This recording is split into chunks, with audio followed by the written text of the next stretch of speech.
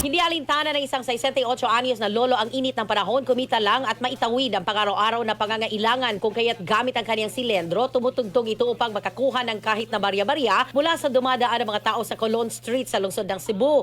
Ngunit hindi inakala ng senior citizen na si Erenio Selma Vidal na ito ay mahuli ng mga personnel ng Cebu City Anti-Mendicancy Office dahil sa sinasabing pamamalimos nito na isang paglabag sa Anti-Mendicancy Ordinance ng syudad. Ayon kay Vidal, sa interview ng DYHP Armen Cebu, tumutugtog ito ng kanyang silendro sa tabi ng karsada at hindi naman ito nanghihingi o kaya'y namimilit sa mga tao na magbigay ng pera. Ngunit ayon sa Executive Director ng CCCAMO na si John Lumayag, ilang beses na nilang nahuli na nagpapalimos si Vidal kung kaya't hinuli na nila ito hanggang sa masampahan na ito ng kaso sa korte. Dahil dito ay umani ng batikos ang CCCAMO mula sa mga netizens na hindi man lang nagbigay ng humanitarian consideration sa matanda, lalo na't ito rin ay isang PWD dahil sa kanyang problema sa pandinig. Humarap na kahapon sa korte si Vidal at dahil sa kanyang edad at maliit lang na violation, nagdesisyon ng korte na isailalim ito sa summary proceedings at hindi na ito pinagbayad ng 3,000 piyansa para sa kanyang temporaryong kalayaan matapos mangakong dadalo ito sa kanyang mga hearing. Kasama mo sa DYHP, Arimen Cebu, Radio Man Ken Galinea, Tatak, Arimen. RMN Network News.